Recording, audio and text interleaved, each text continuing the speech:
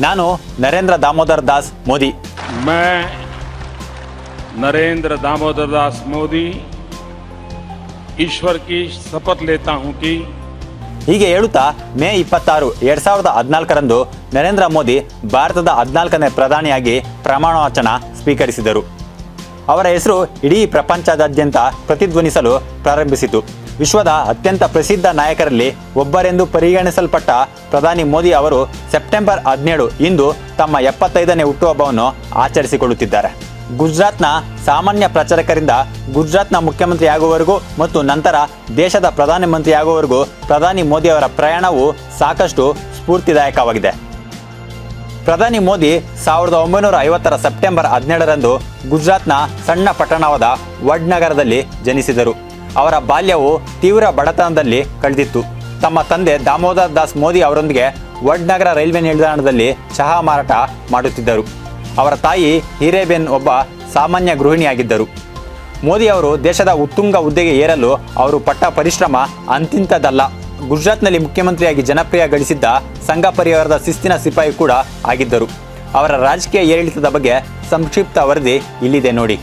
राम भारत की आस्था है, राम भारत का आधार है। ಲಕ್ಷಾಂತರ ಭಾರತೀಯರಿಗೆ, ಬಿಜೆಪಿ ಮತ್ತು ಸಂಘ ಪರಿವಾರದ ಕಾರ್ಯಕರ್ತರಿಗೆ ನರೇಂದ್ರ ಮೋದಿ ಒಬ್ಬ ಯುಗ ಪುರುಷ, ದೇಶವನ್ನು ಸಮರ್ಥವಾಗಿ ಮುನ್ನಡೆಸುತ್ತಿರುವ ಜಾಗತಿಕ ನಾಯಕ, ವಿಶ್ವದ ಬಲಾಢ್ಯ ರಾಷ್ಟ್ರಗಳನ್ನು ಭಾರತ ನೋಡುವ ದೃಷ್ಟಿಕೋನವನ್ನೇ ಬದಲಾಯಿಸಿದ ವಿಶ್ವಗುರು। ಅಸಲಿಗೆ 2014ರಲ್ಲಿ ದೇಶದ ಚುಕ್ಕಾಣಿಯನ್ನು ಹಿಡಿಯುವ ಮುನ್ನ ಮೋದಿ ಒಂದು ಟ್ರೆಂಡ್ ಸೆಟ್ ಮಾಡಿದ್ದರು। ಅದು ಗುಜರಾತ್ ರಾಜ್ಯವನ್ನು ಆರ್ಥಿಕವಾಗಿ ಪ್ರಾಬಲ್ಯವಾಗಿ ಬದಲಾಯಿಸಿದ ರೀತಿ। ಗುಜರಾತ್ ಮಾಡೆಲ್ ಎಂಬುದು ಮೋದಿ ಹುಟ್ಟುಹಾಕಿದ್ದ ಕನಸಾಗಿತ್ತು। ಅಲ್ಲಿನ ಅವರ ಜನಪ್ರಿಯತೆ ದೇಶದೆಲ್ಲೆಡೆ ಪಸರಿಸುವಂತಾಯಿತು। ಲಾಲ್ ಕೃಷ್ಣ ಅಡ್ವಾಣಿ ಅಂತ ಸೀನಿಯರ್ ಲೀಡರ್ಸ್ಗಳಿದ್ದರೂ ಮೋದಿಗೆ ಅಂದು ಪಟ್ಟ ಸಿಕ್ಕಿದ್ದು ಜನಪ್ರಿಯತೆ ಎನ್ನುವುದಕ್ಕಿಂತಲೂ ಹೆಚ್ಚಾಗಿ ರಾಷ್ಟ್ರೀಯ ಸ್ವಯಂ ಸೇವಕ ಸಂಘ RSS ಎನ್ನುವ ಬೃಹನ್ ಆಲದ ಶಿರಕ್ಷೆ। ರಾಜದೀಪ್ ಸರ್ದೇಸಾಯಿ ರವರಂತಹ ಮೋದಿಯ ಕಟ್ಟು ಟೀಕಾಕಾರರು ಕೂಡ ಮೋದಿ ಬೆಳೆದ ಬಂದ ರೀತಿ ಎಲ್ಲರಿಗೂ ಒಂದು ಮಾದರಿ ಎಂದು ಅದೆಷ್ಟೋ ಬಾರಿ ಹೇಳಿದ್ದಾರೆ।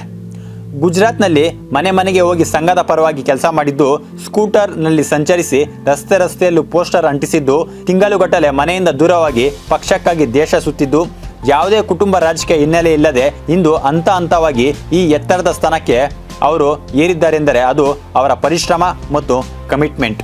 ಮೋದಿಯವರನ್ನು ಪ್ರೀತಿಸುವವರು ಎಷ್ಟೋ, ಟೀಕಿಸುವವರು ಅಷ್ಟೇ ಇದ್ದಾರೆ। ರಾಜಕೀಯ ನಾಯಕರು ಎಂದ ಮೇಲೆ ಅದು ಸ್ವಾಭಾವಿಕ ಕೂಡ।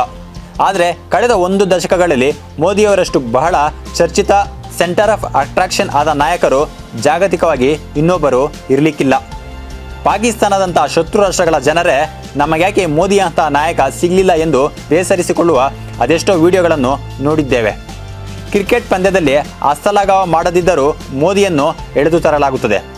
ಅದಕ್ಕೆ ಏನೋ ನಾನು ವಿಷಕಂಠ ಎಂದು ಬಿಹಾರದ ಸಾರ್ವಜನಿಕ ಸಭೆಯಲ್ಲಿ ಮೋದಿ ಹೇಳಿರುವುದು। ಅಮೆರಿಕ ಅಧ್ಯಕ್ಷ ಡೊನಾಲ್ಡ್ ಟ್ರಂಪ್ 2ನೇ ಬಾರಿಗೆ ಅಧಿಕಾರ ಸ್ವೀಕರಿಸಿದಾಗ ಭಾರತ ಮತ್ತು ಅಮೆರಿಕ ನಡುವಿನ ಸಂಬಂಧ ಇನ್ನಷ್ಟು ಗಟ್ಟಿಯಾಗಬಹುದು ಎಂದು ನಿರೀಕ್ಷಿಸಲಾಗಿತ್ತು। ಆದರೆ ಅವರು ಅಧಿಕಾರ ತೆಗೆದುಕೊಂಡಷ್ಟೇ ವೇಗವಾಗಿ ಎರಡೂ ದೇಶಗಳ ನಡುವಿನ ಸಂಬಂಧ ಹದಗೆಡಲು ಪ್ರಾರಂಭಿಸಿತು। ಅದಕ್ಕೆ ಕಾರಣ ಭಾರತದ ಮೇಲೆ ಪ್ರಯೋಗಿಸಿದ ಸುಂಕ। ವಿಶ್ವದ ದೊಡ್ಡಣ್ಣನ ಮುಂದೆ ಮೋದಿ ತಲೆ ತಗ್ಗಿಸಿಯಾರು ಎಂದೇ ಎಲ್ಲರೂ ನಿರೀಕ್ಷೆಯಾಗಿತ್ತು। ಆದರೆ ಮೋದಿ ಆಡಿದ ಆಟವೇ ಬೇರೆಯಾಗಿತ್ತು। ಅಂತಾರಾಷ್ಟ್ರೀಯ ಮಟ್ಟದಲ್ಲಿ ಮೋದಿಯ ಜನಪ್ರಿಯತೆ ಗ್ರಾಫ್ ಹೆಚ್ಚಾಗಲು ಈ ವಿದ್ಯಮಾನವು ಕಾರಣವಾಯಿತು। ಮೋದಿಯವರನ್ನು ನೋಡುವುದೇ ಒಂದು ಸೌಭಾಗ್ಯ।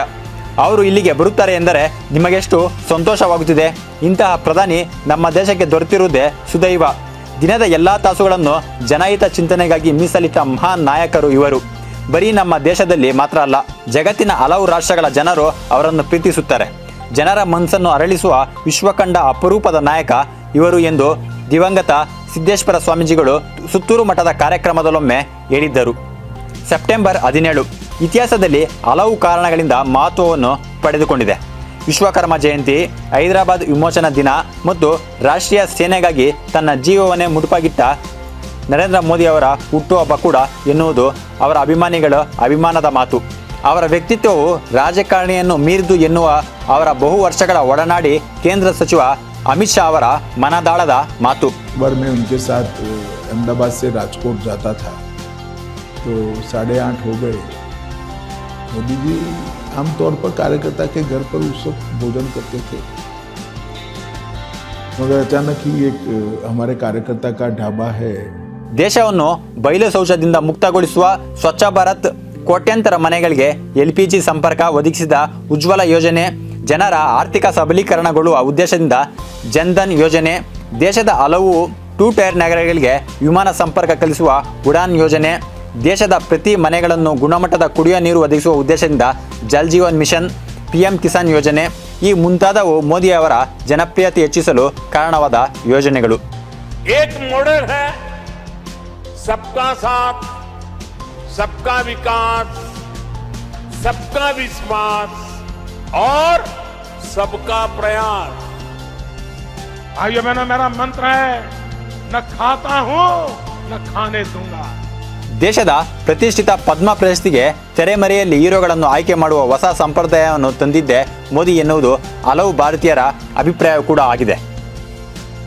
ಸನ್ಯಾಸತ್ವ ಸ್ವೀಕರಿಸಲೆಂದೇ ಬಾಲ್ಯದಲ್ಲಿ ಒಮ್ಮೆ ಮೋದಿ ಮನೆ ಬಿಟ್ಟು ಹೋಗಿದ್ದರು. ಹಿಮಾಲಯದಲ್ಲಿ ತಿಂಗಳುಗಳ ಕಾಲ ಸಾಧು ಸಂತರ ಜೊತೆ ಮೋದಿ ನೆಲೆಸಿದ್ದೂ ಉಂಟು.